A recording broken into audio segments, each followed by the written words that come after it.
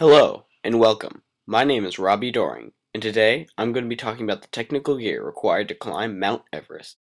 Mountaineering in general is an extremely challenging sport, and the summiting of Everest is no exception. Like many other sports, a large variety of specialized gear is required to perform at your best. For technically challenging climbs like Everest, the list truly stretches on and on with miscellaneous devices and tools, so I will only be discussing some of the most important tools here.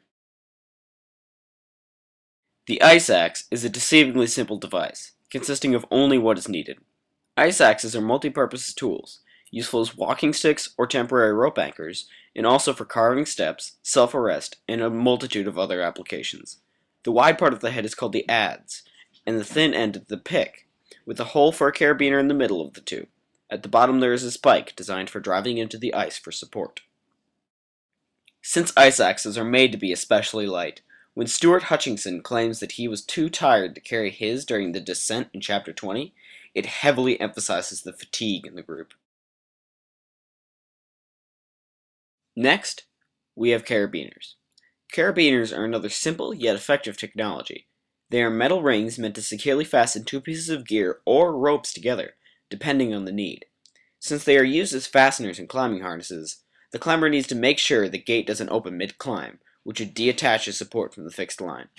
To make sure this doesn't happen, screw locks have been put on most climbing carabiners, as you can see with the bronze locking mechanism in this picture.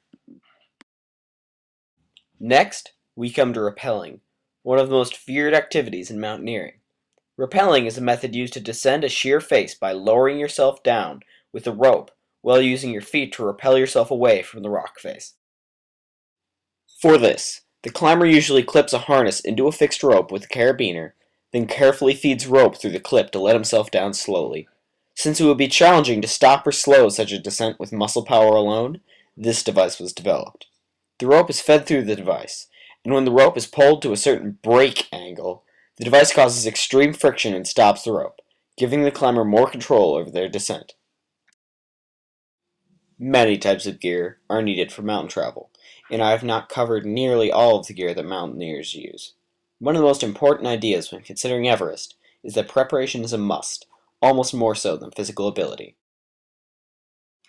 Some would say the lack of preparation on behalf of some teams caused the 1996 disaster, and it most certainly was a factor, especially concerning the chaos that ran amok on summit day, thanks to the lack of fixed ropes.